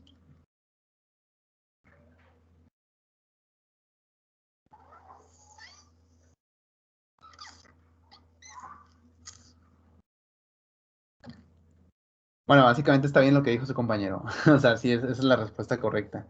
Sí, aquí el ácido graso sí puede tener un ácido carboxílico, un carboxilato en este caso. Pero eso no significa nada, tienen que considerar toda la estructura. ¿Sí? Fíjense todos los enlaces carbono-hidrógeno que tiene cada carbono. Tiene bastantes enlaces carbono-hidrógeno. Entonces, en la oxidación de cada carbono va a ir saliendo bastante energía. ¿Y cuántos carbonos tiene un ácido graso? Bueno, suele tener entre 12 y 18. Algunos incluso están más grandes. Una glucosa ya está parcialmente oxidada. ¿Por qué? Porque ya tiene enlaces con hidroxilo. Entonces va a haber menos enlaces carbono-hidrógeno. Sí, además tiene un menor número de carbonos. Entonces, tanto por el número como el estado de oxidación que tienen sus carbonos, el ácido graso produce más energía. Produce bastante más energía. O sea, produce entre 2, 3 o incluso 4 veces la energía de una molécula de glucosa. Depende del ácido graso, obviamente. ¿Sí? Entonces, tengan en cuenta eso que les acabo de mencionar. ¿Sí? Entre más reducida esté una sustancia, más energía genera la sustancia. Profe, Pues, ¿y por qué bueno, como dijo ahorita, por qué la glucosa es el preferido por la célula? O sea, para aportar energía. ok, ok. Bueno, no se sabe por qué. Hay teorías. Por ejemplo, una teoría explica que probablemente las moléculas que más abundaron en los primeros orígenes de la vida eran carbohidratos. Entonces, como los carbohidratos era lo que más había en ese entonces, pues las primeras formas de vida se adaptaron o surgieron para vivir a base de carbohidratos. Entonces, eso es una teoría, pero es una teoría como evolutiva, ¿no? Que explica, bueno, había muchos carbohidratos, eso fue lo que, eso fue lo que agarraron las primeras células, ¿no? La otra teoría es, que también de cierta manera es evolutiva, es la célula prefirió utilizar la glucosa como un combustible a corto plazo y a los lípidos como un combustible a largo plazo, porque sí, los lípidos son muchísimo mejores combustibles que los carbohidratos, Y por eso mejor los prefiero guardar para un periodo en el que haya mucha escasez de energía. Es decir, cuando no haya nutrientes, prefiero utilizar los lípidos en ese momento. O en procesos en los que necesite utilizar bastante energía y que sean bueno, de vital importancia. Por ejemplo, como en una infección. A veces incluso se empiezan a movilizar ácidos grasos durante infecciones bacterianas. ¿Sí? Entonces, sí, los ácidos grasos son mejores formas de energía que los carbohidratos, definitivamente. Pero por eso mismo, la célula los prefiere guardar. Para cuando hay una emergencia real de, bueno, no hemos comido en mucho tiempo. Ah, bueno, ahí están los lípidos que te van a durar bastante tiempo y que van a generar bastante más energía que los carbohidratos, en dado caso de que te quedes sin comer. Mientras que si fuera al revés, si tuviéramos a la glucosa como la principal, bueno, el principal almacén de energía, la glucosa se te acaba de volada. El glucógeno, por ejemplo, se acaba en 2 días. Y no, bueno, creo que les mencioné ayer que incluso personas con obesidad pueden aguantar hasta un año, ¿verdad que sí? Entonces, o sea, definitivamente sí hay una diferencia bastante grande en la eficiencia de energía de los lípidos y los carbohidratos. Los carbohidratos son bastante buenos a corto plazo, pero bastante malos a largo plazo. Se acaban muy rápido. Y los ácidos grasos no. Entonces, por eso la célula prefiere guardar a los lípidos como almacén y a los carbohidratos como a corto plazo. Pero bueno, vamos a continuar. Y bueno, aquí lo que se está mostrando, de hecho, es una reacción de oxidación que genera una sustancia una reacción de oxidación que va a promover la generación de energía. ¿Sí? Fíjense, aquí tenemos el gliceraldehído 3-fosfato. De hecho, esta es una reacción de la glucólisis. Tenemos el gliceraldehído 3-fosfato y lo que está ocurriendo es una oxidación. ¿Sí? Bueno, va a ocurrir en algún momento, todavía no. A ver, déjame. Aquí está. Sí, muy bien, aquí está. Fíjense. Esta sustancia que tengo aquí, el gliceraldehído 3-fosfato, tiene un aldehído. Entonces el aldehído tiene la capacidad de oxidarse a un ácido carboxílico. Entonces va a ser muy favorable que la célula catalice esa reacción. Entonces, ¿qué va a hacer la célula? Bueno, va a aprovechar que esa reacción redox libera energía para tratar de generar moléculas de ahí que más adelante puedan utilizarse para la síntesis de ATP. Esa energía que libera la molécula en la reacción redox, vamos a suponer que de aquí, de esta reacción de oxidación, se libera energía. Bueno, va a haber moléculas listas para captar esa energía para sintetizar en algún momento ATP. ¿Qué moléculas? NAD, por ejemplo. Captan esa energía, que esta energía está en forma de electrones, y se la llevan. ¿A dónde? A la mitocondria. Sí, eso como que lo vamos a ver más adelante. O a veces, esta energía que surge de oxidaciones redox, bueno, se utiliza para incorporar una molécula, aquí ya la regué, incorporar una molécula de fosfato. Eso también es bastante común. Utilizan esa energía de la reacción redox para agregar a la molécula un fosfato inorgánico, para generar después una molécula que tenga un fosfato de alta energía y poder transferírselo a quien creen, al ATP, al ADP, mejor dicho, para generar ATP. Eso es algo bastante común que hace la célula. Utilizar fosfatos inorgánicos en algunas células, en algunas reacciones, perdón, para sintetizar ATP, o utilizar NAD para almacenar esos electrones y posteriormente utilizarlos para la cadena transportadora de electrones, donde se genera más ATP todavía. Entonces, fíjense, aquí básicamente tenemos ese proceso de oxidación. El aldehído se está convirtiendo a el ácido carboxílico. Esa será la oxidación directa, pero la célula no lo hace tan directo. ¿Sí? Fíjense, ¿qué es lo que está ocurriendo? El gliceraldehído 3-fosfato en esta reacción de la glucólisis se va a oxidar, va a haber un aceptor de electrones que es el NAD, ¿sí? El NAD se va a reducir, se va a oxidar y entonces ahí tenemos a nuestro agente reductor y a nuestro agente oxidante. Como este es el que se reduce, ese es el agente oxidante. Como este es el que se oxida, este es el agente reductor. Y entonces este le va a transferir los electrones al NAD y en el proceso se va a oxidar. Fíjense, aquí la energía que va a liberar ese proceso de oxidación se va a ir en cierta medida al NAD y algo de esa energía que se libera también dentro del proceso se utiliza para incorporar fosfato inorgánico a la molécula del producto. ¿Sí? Entonces, ¿cuál es la molécula resultante de esta reacción? 1,3-bifosfoglicerato. ¿Por qué? Bueno, aparte de eso vamos a tener NADH, que va a llevar los electrones que perdió el gliceraldehído 3-fosfato. Pero además, parte de la energía de la reacción de oxidación se utiliza para incorporar el fosfato inorgánico a la molécula. Y fíjense el grupo que forma. Está formando un enlace fosfoanhidro. Bueno, algo muy parecido, porque va a tener esta forma.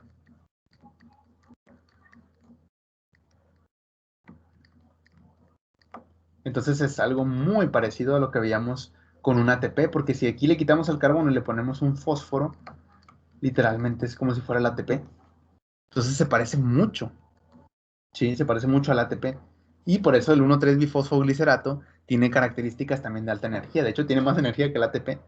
Sí, acuérdense. Aquí les había mostrado la gráfica. El 1,3-bifosfoglicerato está por encima del ATP en energía. Tiene menos 49.4 kilojoules por mol. Ahora, ¿qué sigue? Bueno, ya se nos generó nuestro 1,3-bifosfoglicerato. Aquí lo tenemos abajo. Bueno, este 1,3-bifosfoglicerato tiene un elevado potencial de transferencia de fosforilo. Y entonces, como tiene la capacidad de transferir un fosfato y liberar energía en el proceso, liberar mucha energía en el proceso, esa energía puede ser utilizada para sintetizar ATP a partir de ADP. ¿Qué va a pasar? Este nada más le va a transferir el fosfato aquí, se va a quedar sin fosfato y se me va a generar una molécula de ATP. Y fíjense la molécula que se me generó. Ya está oxidado ahora sí completamente el aldehído que teníamos al inicio. Acá lo tenemos en forma de aldehído, acá lo tenemos en forma de ácido. Entonces la célula optimiza los procesos para generar ATP y para generar NADH. Si se puede, o sea, prefiere separar una reacción que liberan bastante energía en dos reacciones que liberan como que menos energía, pero para sacar más provecho, para captarla de mejor manera. ¿Sí? Pero bueno, eso lo vamos a ir revisando. Ahora, este NADH, más adelante vamos a ver que se va a ir a la mitocondria y va a generar ATP en la mitocondria. Ese tipo fíjense, aquí tienen que conocer dos conceptos. Cuando la generación de ATP se da en la mitocondria, el proceso se conoce como fosforilación oxidativa. ¿Sí? Es cuando se da en la cadena transportadora de electrones de la mitocondria. Sin embargo, aquí nosotros podemos ver que hay una reacción fuera de la mitocondria que de hecho me está generando ATP, que es la conversión de 1,3-bifosfoglicerato a 3-fosfoglicerato. Y entonces también hay reacciones de formación de ATP fuera de la mitocondria. Bueno, estas reacciones que generan ATP de manera local, fuera de la mitocondria, se conocen como fosforilación a nivel sustrato. ¿Sí? Entonces vamos a tener dos tipos de fosforilación para generar ATP. Fosforilación oxidativa, que es en la mitocondria, en la cadena transportadora de electrones, y fosforilación a nivel sustrato, que es en reacciones fuera de la mitocondria y de manera local, ¿sí? Con compuestos que tienen un mayor potencial de transferencia de fosfato, ¿sí? Que le transfieren el fosfato al ADP y generan ATP. Esos son los dos conceptos para generar ATP. Ahora sí, vámonos con lo último ya para terminar, que son los equivalentes de reducción y que pues está relativamente rapidín. Muy bien. Vamos a ver los equivalentes de reducción entonces. Fíjense. Bueno, ya vimos, de hecho, ya mencioné algunos equivalentes de reducción que era el NADH ahorita, y también está su forma de NADPH, y también está el FAD, ¿sí? Que forma FADH y FADH2, ya reducido. Tenemos tres equivalentes los más importantes. Pero fíjense, aquí nos menciona esta diapositiva. Conforme los combustibles químicos son oxidados, sus electrones pasan a moléculas acarreadoras, que en los organismos aeróbicos últimamente conducen a la formación de un gradiente de iones hidrógeno utilizado para la síntesis de ATP. Básicamente esto que está describiendo aquí es la fosforilación oxidativa, ¿sí?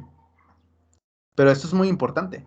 Cuando los combustibles químicos se oxidan, sus electrones pasan a moléculas acarreadoras. Eso es importante porque pasan a moléculas acarreadoras. ¿Como cuáles?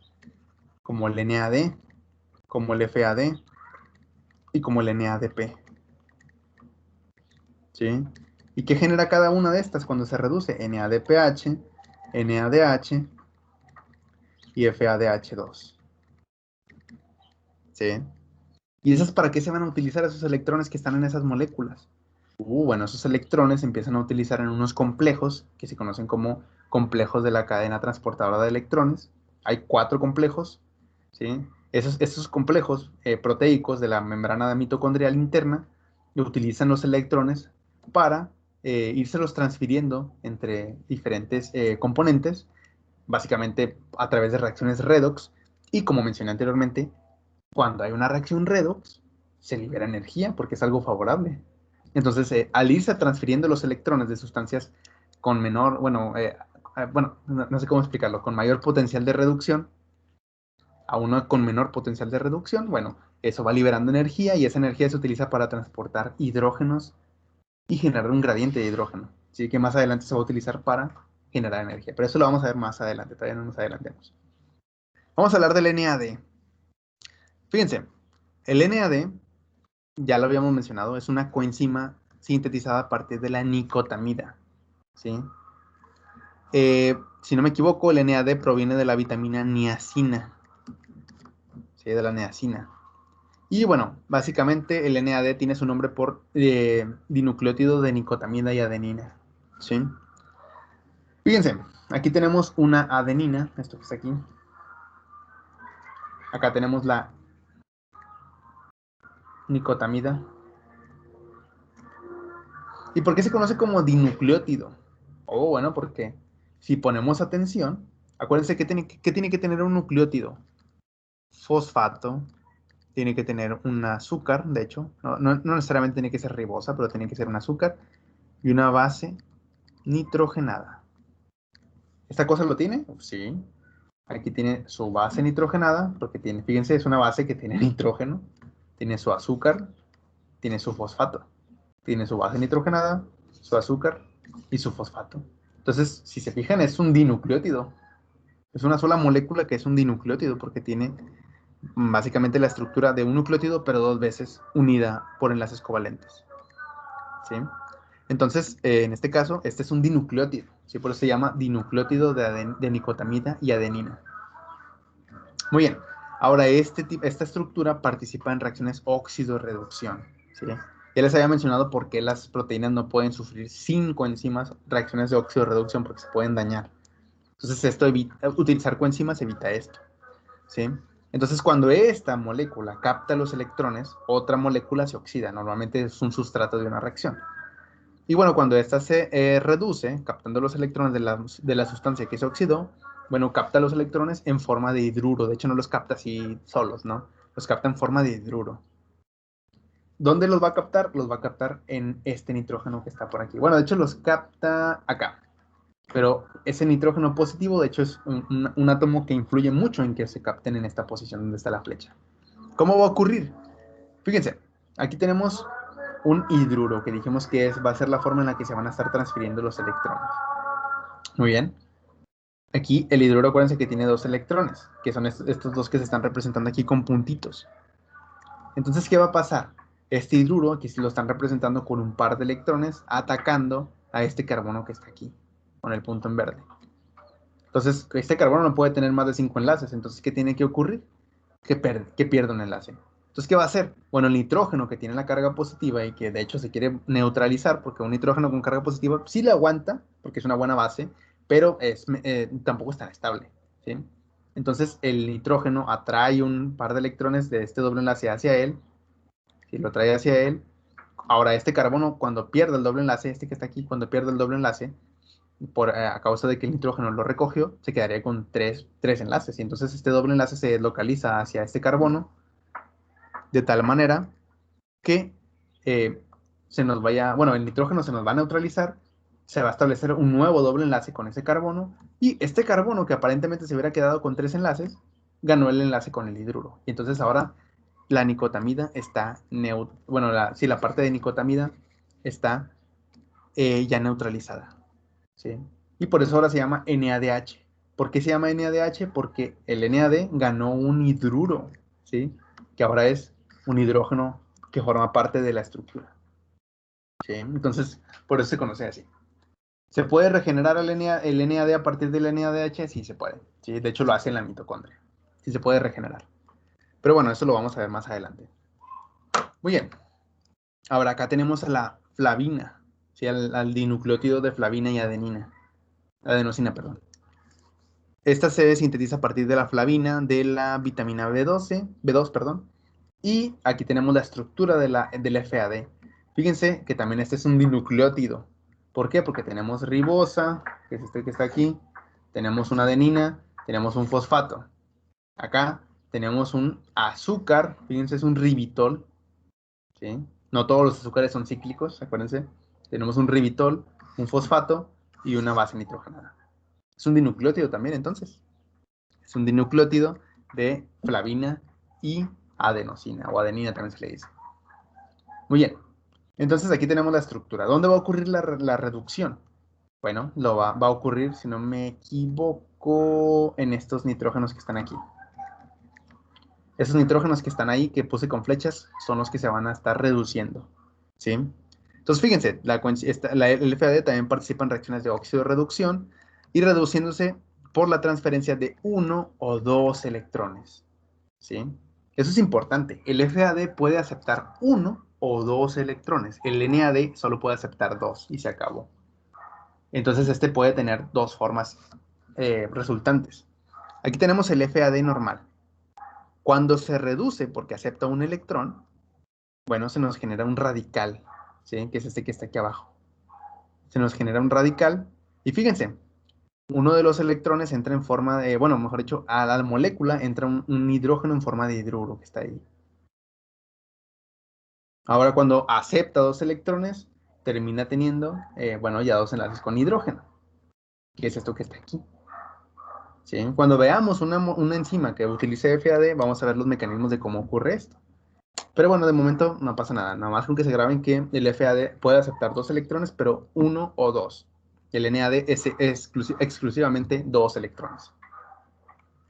Y bueno, también otro aceptor que es bastante común de electrones es el oxígeno. ¿Sí?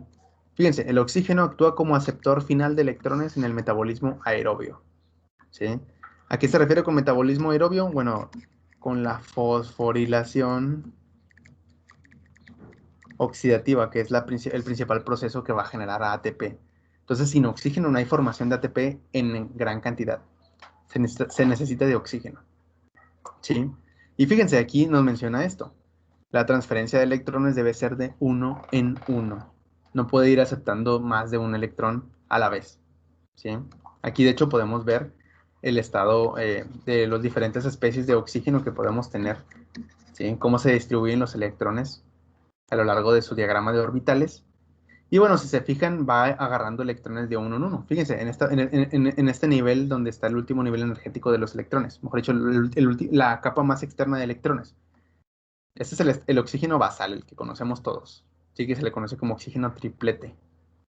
Bueno, cuando gana un electrón, que es este que está aquí, se convierte en superóxido. Cuando gana otro electrón, como está acá, se convierte en peróxido. Y bueno, puede generar óxidos también cuando ya forma, bueno, cuando forma enlaces con otro oxígeno, pero bueno, eso no lo vamos a considerar en nuestro análisis. Solo vamos a quedarnos hasta el superóxido y el peróxido, ¿sí? Y estos también los vamos a revisar cuando veamos la fosforilación oxidativa y la cadena transportadora de electrones, porque ahí es donde se produce la oxidación, bueno, mejor dicho, la reducción del oxígeno, ¿sí? Aquí fíjense que el oxígeno se está reduciendo, ¿sí? Porque acuérdense que el oxígeno, bueno, cualquier átomo conforme gana electrones, se reduce, ¿sí? Y bueno, ya llegamos a esto último que es la ecuación de Nernst, ¿sí? Acuérdense de sus clases de química analítica, de los equilibrios de óxido-reducción, que, bueno, todos los procesos de óxido-reducción se pueden describir de manera muy fácil, muy sencilla, utilizando la ecuación de Nernst, ¿sí? Y fíjense, aquí nos menciona, una reacción óxido-reducción se puede representar de la siguiente manera, que esto ustedes ya lo conocen, ya lo han hecho. Aquí tenemos la reducción del hierro 3 a hierro 2 y la oxidación del cobre 1 a cobre 2. ¿Qué está ocurriendo aquí? Bueno, el hierro se está, dijimos, hoy lo dibujé muy fuerte. El hierro se está reduciendo, entonces, dijimos de aquí a aquí. y el cobre se está oxidando. ¿Ok? Bueno, estas reacciones yo las puedo separar en dos semirreacciones, no sé si recuerdan eso. Hay semirreacción de reducción, semirreacción de oxidación. Y entonces cada proceso que está ocurriendo, cada proceso de reducción y de oxidación, lo puedo separar para simplificar eso. ¿Sí? Por ejemplo, aquí el hierro. Yo sé que el hierro está tomando un electrón para convertirse en hierro 2. Y esa sería la semirreacción de reducción. En la misma reacción yo estoy viendo que el cobre 1 está perdiendo un electrón para generar cobre 2. Entonces cobre 1 genera cobre 2 al perder un electrón. Ahora, estas semirreacciones tienen que estar balanceadas, tienen que coincidir, porque si no coinciden, entonces está mal. Por ejemplo, aquí tiene que haber un hierro, un cobre, un cobre. ¿Ok? En cuanto a masa, están balanceadas. Pero ahora, ¿qué pasa en cuanto a electrones? Vamos a ver. Se gana un electrón, se pierde un electrón. Ah, sí se puede. Están balanceadas entonces. Porque la misma reacción que me pierde, bueno, la reacción de oxidación que libera los electrones, el mismo número que se libera es el mismo número que se está ganando. Entonces está balanceada la ecuación. Entonces, acuérdense de las semirreacciones. Es lo que vamos a estar utilizando cuando veamos lo de Nernst. Y bueno, acuérdense de que estas semirreacciones, de hecho, las podemos simplificar o representar de manera esquemática utilizando esta manera de las celdas, ¿no? No sé si recuerdan ese proceso de la reacción redox utilizando las celdas. Si en este caso están separando una semirreacción en un vaso de precipitados y otra reacción en otra semirreacción en otro vaso de precipitados, ¿sí? Ambos vasos de precipitados están conectados por platino, en este caso, que está funcionando como una especie de electrodo. ¿Sí? Y bueno, obviamente hay un puente salino por el que solo pueden pasar una solución amortiguadora, un buffer, básicamente.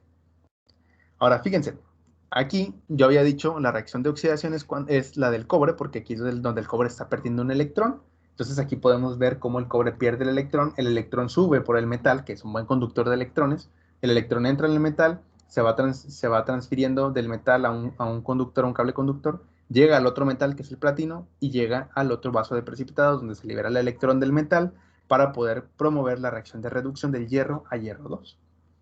Es lo que está ocurriendo. Entonces lo puedo simplificar tanto de manera con semirreacciones o de manera más esquemática con esto que estamos viendo aquí. ¿Sí? Pero bueno, esto nada más es un recordatorio porque en teoría ustedes ya lo vieron en química analítica.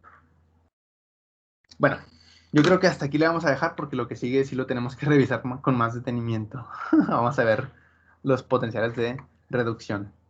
Y vamos a hacer unos cálculos porque ustedes les van a pedir también, creo, en prácticas de bioquímica, hacer unos cálculos de Nernst. Entonces, hasta la siguiente semana lo revisamos. Bueno, yo creo que por hoy hasta aquí le dejamos. Si pueden, repasen la parte de la ecuación de Nernst, porque sí voy a necesitar que tengan al menos presente lo de la reducción, lo de la oxidación, cómo representar las reacciones, cómo balancearlas en dado caso de que ocupen balancear. ¿Y qué más? Y bueno, y también repasen lo de la ecuación de Nernst, porque ocupo que sepan qué son los términos que están representados en la ecuación de Nernst. Entonces repasen y si pueden, chequen el concepto de potencial de reducción. ¿Sí? Potencial de... déjame se lo digo correcto. Se me fue. Potencial de reducción, sí, está bien el término. Entonces repasen eso. La ecuación de Nernst y el potencial de reducción. Entonces, bueno, si ya no hay nada más, pues ya nos podemos ir. ¿Van a ir al simposio o no? Ya ni supe. Profe, una duda con eso. El simposio creo que empieza mañana, ¿no? Sí. Sí habrá clase de fisiopatología. No, lo más probable es que no, porque tengo que cancelarla para los que vayan a ir, para que no les afecte. Bueno, ok. Muchas gracias. Sí, entonces mañana no habrá clase de fisiopatología. Se va a recorrer hasta la siguiente. Muy bien, entonces, bueno, si ya no hay nada más, pues nos vemos hasta el otro martes. Diviértanse bien en el simposio. Hasta luego.